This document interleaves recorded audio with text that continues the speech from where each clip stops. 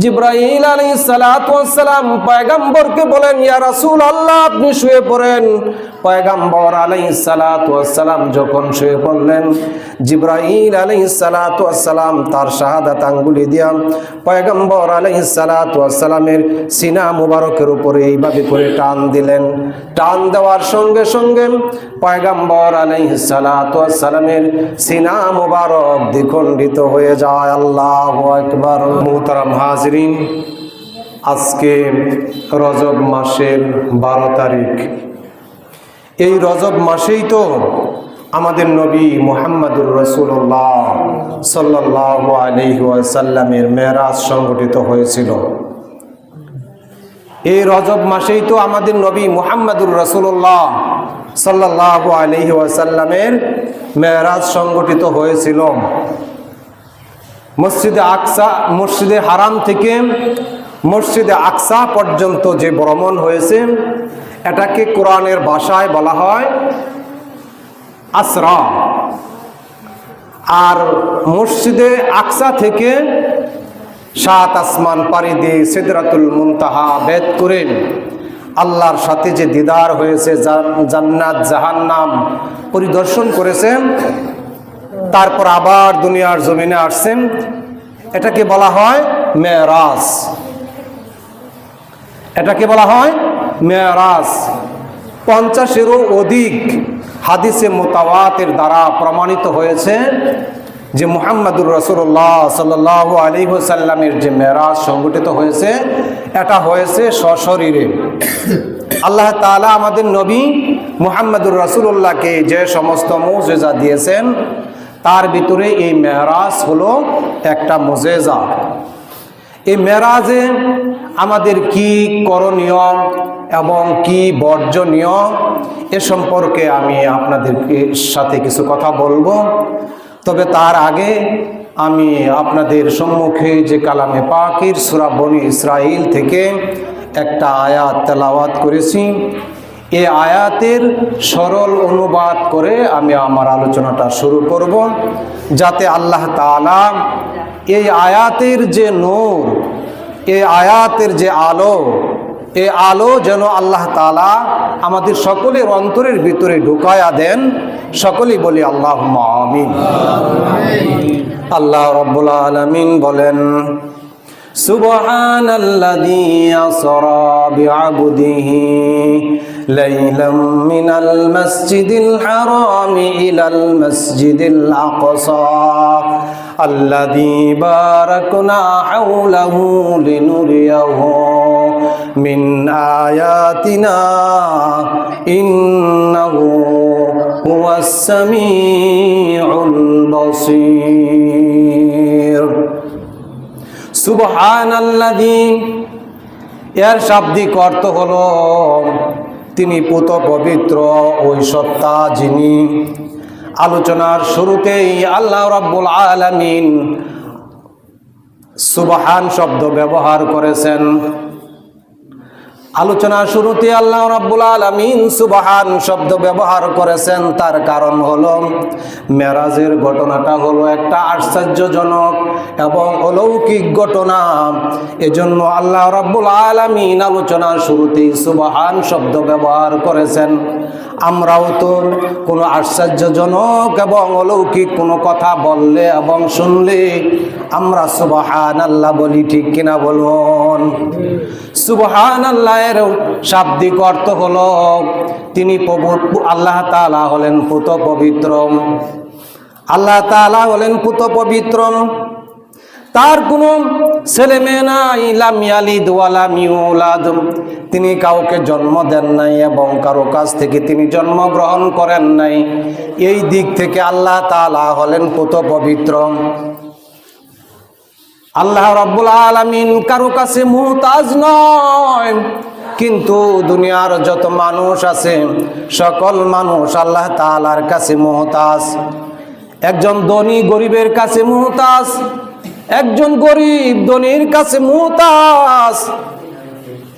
একটা দেশের রাষ্ট্রপতি অথবা প্রধানমন্ত্রী, সেও একটা মুচির কাছে মুহতাজ। কিন্তু আল্লাহ তাআলা এমন একজন সত্তা, এমন একজন রব, তিনি কোনো দিক দিয়ে কারো কাছে মুহতাজ নয়, ঠিক কিনা বলুন? এই জন্য আল্লাহ রাব্বুল আলামিন আলোচনার শুরুতেই বলেছেন সুবহানাল্লাযী, তিনি পুত পবিত্র ওই সত্তা যিনি আসরা রাত্রিবেলায় ভ্রমণ করিয়েছেন আবদিহি তার বান্দাকে।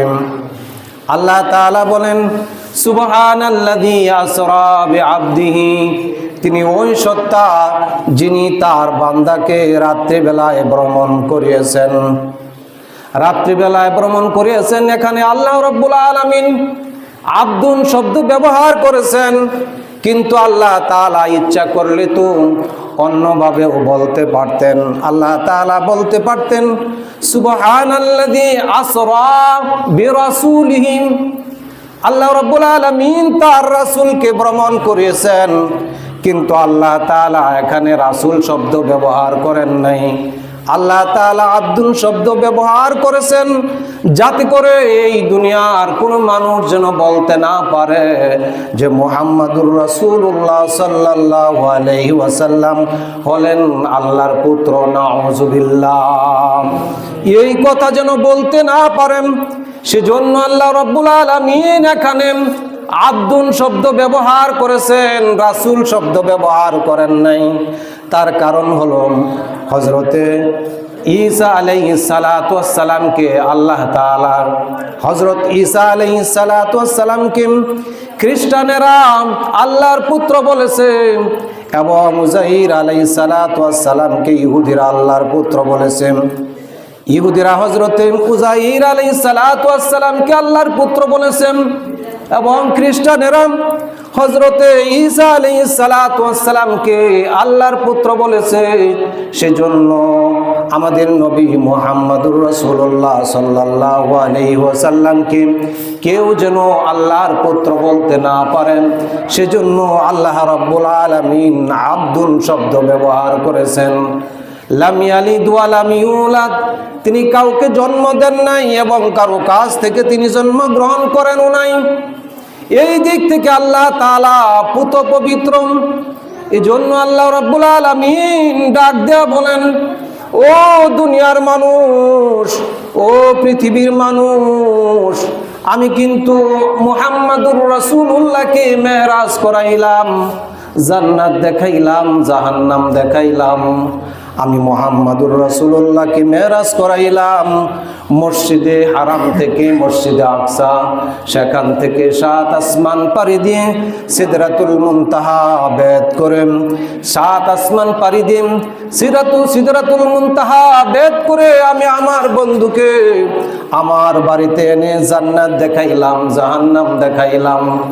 জান্নাত দেখাইলাম, জাহান্নাম দেখাইলাম, লিনুরিয়াহু মিন আয়াতিনা, সব কিছু দেখাইলাম, সব কিছু পরিদর্শন করাইলাম, যাতে করে এই দুনিয়ার কোনো মানুষ বলতে না পারে মুহাম্মাদুর রাসূলুল্লাহ সাল্লাল্লাহু আলাইহি ওয়াসাল্লাম হলেন আল্লাহর পুত্র।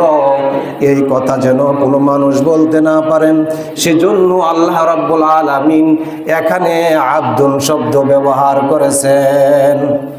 আল্লাহ তাআলা বলেন সুবহানাল্লাযী আসরা বিআবদিহি লাইলাম মিনাল মাসজিদিল হারামি ইলাল মাসজিদিল আকসা, তিনি পবিত্র পবিত্র ওই আল্লাহ তাআলা যিনি তার বান্দাকে রাতের বেলায় মসজিদে হারাম থেকে মসজিদে আকসা পর্যন্ত ভ্রমণ করিয়েছেন।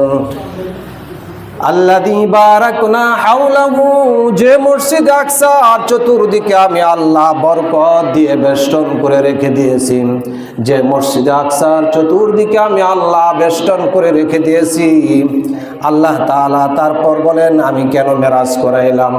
আমি এজন্যই মেরাজ করাইলাম যাতে করে লিনুরিয়াহু মিন আয়াতিনা, আল্লাহ তাআলা নিজেই আবার জবাব দেন, শুনো ও দুনিয়ার মানুষ, আমি আমার বান্দাকে কেন মেরাজ করাইলাম, আমার বন্ধুকে কেন মেরাজ করাইলাম? লিনুরিয়াহু মিন আয়াতিনা, সব কিছু পরিদর্শন করাইলাম, সব কিছু দেখাইলাম, জাহান্নাম দেখাইলাম, জান্নাত দেখাইলাম, যাতে করে এই দুনিয়ার কোনো মানুষ বলতে না পারে মুহাম্মাদুর রাসূলুল্লাহ হলেন আল্লাহর পুত্র। এজন্য আল্লাহ তাআলা বলেন সুবহানাল্লাযী, আল্লাহ তাআলা হলেন পুত পবিত্র ওই সত্তা যিনি আসরা রাত্রিবেলায় ভ্রমণ করিয়েছেন বিআবদিহি লাইলাম মিনাল মসজিদিল হারামি ইলাল মসজিদিল আকসা। আমি আমার বান্দাকে রাত্রিবেলায় মসজিদে হারাম থেকে মসজিদে আকসা, তারপর 7 আসমান পাড়ি দিয়ে সিদরাতুল মুনতাহা ভেদ করে জান্নাত দেখাইলাম, জাহান্নাম দেখাইলাম। আমি আমার দিদার লাভে আমি আমার নবীকে ধন্য করলাম। এই হলো এই আয়াতের মোটামুটি সরল অনুবাদ। ইন্নাহু হুয়াস সামিউল বাসীর, তিনি সব কিছু শুনেন ও দেখেন। এই হলো আয়াতের অনুবাদ। এখন আমরা এই আয়াতের তাফসির শুনি। নবুয়তের 10ম বৎসরে রজব মাসের 26 তারিখ বিকেল বেলায় হযরতে জিবরাইল আলাইহিস সালাতু ওয়াস সালাম পয়গম্বরের কাছে এসে বলেন, ইয়া রাসূলুল্লাহ, ইয়া হাবিবাল্লাহ, আজকে মক্কার কাফের মুশরিকরা একটা বৈঠক করেছে। ওই বৈঠকের ভিতরে সিদ্ধান্ত হয়েছে মক্কার কাফের মুশরিকরা আজকে রাতের ভিতরে আপনাকে যেখানেই পাবে সেখানে তারা হত্যা করে ফেলবে, কতল করে ফেলবে। এজন্য আপনি আজকে আপনার নিজের ঘরের ভিতরে না থেকে, আজকে আপনি আপনার নিজের ঘরের ভিতরে না থেকে অন্য কারু ঘরের ভিতরে আপনি রাত্রি যাপন করবেন। সেজন্য পয়গম্বর আলাইহিস সালাতু ওয়াস সালাম রাতের বেলায় এশার নামাজ আদায় করে পয়গম্বর আলাইহিস সালাতু ওয়াস সালামের চাচাতো বোন উম্মে হানি বিনতে আবি তালেবের ঘরে শায়িত ছিলেন। পয়গম্বর আলাইহিস সালাতু ওয়াস সালাম উম্মে হানি বিনতে আবি তালিবের ঘরে শায়িত ছিলেন। উম্মে হানির ঘর ছিল মসজিদে হারামের ভিতরে, তখন তো মসজিদে হারাম ছিল না। পয়গম্বর আলাইহিস সালাতু ওয়াস সালাম উম্মে হানি বিনতে আবি তালিবের ঘরে শায়িত ছিলেন। আমি আপনাদেরকে জিজ্ঞেস করে জানতে চাই, আল্লাহ তাআলা যদি চাইতেন তাহলে পয়গম্বর আলাইহিস সালাতু ওয়াস সালামকে তার নিজের ঘরের ভিতরে রেখে হেফাজত করতে পারতেন কি পারতেন না? পারতেন। এই ক্ষমতা কি আমার আল্লাহ তাআলার নাই? অবশ্যই আছে। তিনি তার ঘরের ভিতরে রেখে পয়গম্বরকে বাঁচাইতে পারতেন, তিনি হেফাজত করতে পারতেন। তারপরেও আল্লাহ রাব্বুল আলামিন পয়গম্বর আলাইহিস সালাতু ওয়াস সালামকে সতর্ক করলেন এবং বললেন, ইয়া আইয়ুহাল্লাযীনা আমানু খুযু হিজরাকুম, হে ঈমানদারেরা তোমরা সতর্কতা অবলম্বন করো।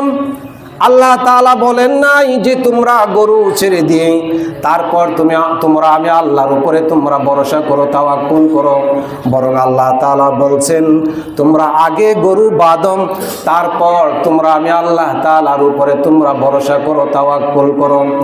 এজন্য পয়গম্বর আলাইহিস সালাতু ওয়াস সালামকে সতর্ক করলেন।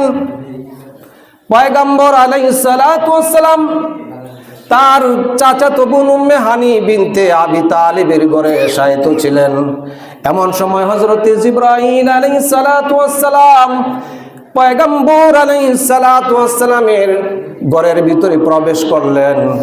পয়গম্বর আলাইহিস সালাতু ওয়াস সালামের ঘরের ভিতরে প্রবেশ করলেন, ঘরের উপরের অংশ দিয়ে প্রবেশ করলেন। কিতাবের ভিতরে আসছেন জিবরাইল আলাইহিস সালাতু ওয়াস সালামের সাথে হযরতে মিকাইল আলাইহিস সালাতু ওয়াস সালাম ছিল। আবার কেউ কেউ বলেন না, জিবরাইল আলাইহিস সালাতু ওয়াস সালামের সাথে হযরতে ইসরাফিল আলাইহিস সালাতু ওয়াস সালাম ছিল। তবে বিশুদ্ধ কথা হলো জিবরাইল আলাইহিস সালাতু ওয়াস সালামের সাথে এই দুই ফেরেশতার যে কোনো একজন ফেরেশতা ছিল। পয়গম্বর আলাইহিস সালাতু ওয়াস সালামকে জিবরাইল আলাইহিস সালাতু ওয়াস সালাম বলেন, ইয়া রাসূলুল্লাহ, আপনি উঠুন, বাহিরে চলুন, আপনাকে বাহিরে যেতে হবে। পয়গম্বর আলাইহিস সালাতু ওয়াস সালাম জানতেন জিবরাইল আমিন আল্লাহর কথা ছাড়া কোনো কথা বলেন না। মা ইয়ানতিকু আনিল হাওয়া ইন হুয়া ইল্লা ওয়াহিয়ুন ইউহা। আল্লাহ রাব্বুল আলামিন জিবরাইল আমিনকে যে সমস্ত কথা শিখায়া দেন, জিবরাইল আমিন পয়গম্বরের কাছে ওই সমস্ত কথাগুলোই বলেন। আর পয়গম্বর আলাইহিস সালাতু ওয়াস সালাম ওই কথাগুলো বলেন যে কথাগুলো আল্লাহ রাব্বুল আলামিন শিখায়া দেন। এজন্য পয়গম্বর আলাইহিস সালাতু ওয়াস সালামকে জিবরাইল আলাইহিস সালাতু ওয়াস সালাম বলেন, ইয়া রাসূলুল্লাহ, আপনাকে বাহিরে যেতে হবে। পয়গম্বর আলাইহিস সালাতু ওয়াস সালাম জিবরাইলের সাথে বাহিরে চলে গেলেন। জিবরাইল আলাইহিস সালাতু ওয়াস সালাম পয়গম্বরকে নিয়ে কাবার হাতিমে চলে গেলেন, হাতিমের কাবায় চলে গেলেন। সেখানে যাওয়ার পর জিবরাইল আলাইহিস সালাতু ওয়াস সালাম পয়গম্বরকে বলেন, ইয়া রাসূলুল্লাহ, আপনি শুয়ে পড়েন। পয়গম্বর আলাইহিস সালাতু ওয়াস সালাম যখন শুয়ে পড়লেন, জিবরাইল আলাইহিস সালাতু ওয়াস সালাম তার শাহাদাত আঙ্গুলি দিয়া পয়গম্বর আলাইহিস সালাতু ওয়াস সালামের সিনা মুবারকের উপরে এইভাবে করে টান দিলেন। টান দেওয়ার সঙ্গে সঙ্গে পয়গম্বর আলাইহিস সালাতু ওয়াস সালামের সিনা মুবারক দ্বিখণ্ডিত হয়ে যায়। আল্লাহু আকবার। পয়গম্বর আলাইহিস সালাতু ওয়াস সালামের সিনা মুবারক দ্বিখণ্ডিত হয়ে যায়। পয়গম্বর আলাইহিস সালাতু ওয়াস সালাম বলেন, আমি তাকায় দেখলাম জিবরাইল আলাইহিস সালাতু ওয়াস সালামের ডান দিকে একটা স্বর্ণের পেয়ালা, বাম দিকে একটা রূপার পেয়ালা, ডান দিকে একটা স্বর্ণের পেয়ালা, বাম দিকে একটা রূপার পেয়ালা। এই দুইটা পেয়ালা এত সুন্দর, এটা দুনিয়ার কোনো পেয়ালা নয়, এটা হলো জান্নাতি পেয়ালা, জান্নাতি তস্তরি। হযরত জিবরাইল পয়গম্বর আলাইহিস সালাতু ওয়াস সালাম বলেন, আমি দেখতে পেলাম ওই দুইটা পেয়ালার মধ্যে ধবধবে সাদা স্বচ্ছ পানি দেখা যায়, আর এই পানিগুলোই হলো হাউজে কাউসারের পানি। পয়গম্বর আলাইহিস সালাতু ওয়াস সালামকে শুয়াইয়া হার্ট ওপেন সার্জারি করা হলো। কিতাবের ভিতরে আসছে পয়গম্বর আলাইহিস সালাতু ওয়াস সালামকে তার জীবনে 3 বার হার্ট ওপেন সার্জারি করা হয়। কয়বার? 3 বার। পয়গম্বর আলাইহিস সালাতু ওয়াস সালামের তার জীবনে 3 বার হার্ট ওপেন সার্জারি করা হয়। আল্লাহ তাআলা আমাদেরকে যদি হায়াতে বাঁচায় রাখে, ইনশাআল্লাহ আগামী শুক্রবার দিন কোন কোন সময় পয়গম্বর আলাইহিস সালাতু ওয়াস সালামের হার্ট ওপেন সার্জারি করা হয়, 3 বার যে হার্ট ওপেন সার্জারি করা হয়, কোন কোন সময় এই সার্জারি করা হয়, এ সম্পর্কে আল্লাহ তাআলা যদি তৌফিক দান করেন আগামী শুক্রবার দিন বলবো। আজকে সময় শেষ। আল্লাহ তাআলা আমাদেরকে আমল করার তৌফিক দান করুন। সকলে বলি আল্লাহুম্মা আমিন। ওয়া আখিরু দাওয়ানা আলহামদুলিল্লাহি রাব্বিল আলামিন। আসসালামু আলাইকুম ওয়া রাহমাতুল্লাহি ওয়া বারাকাতুহু।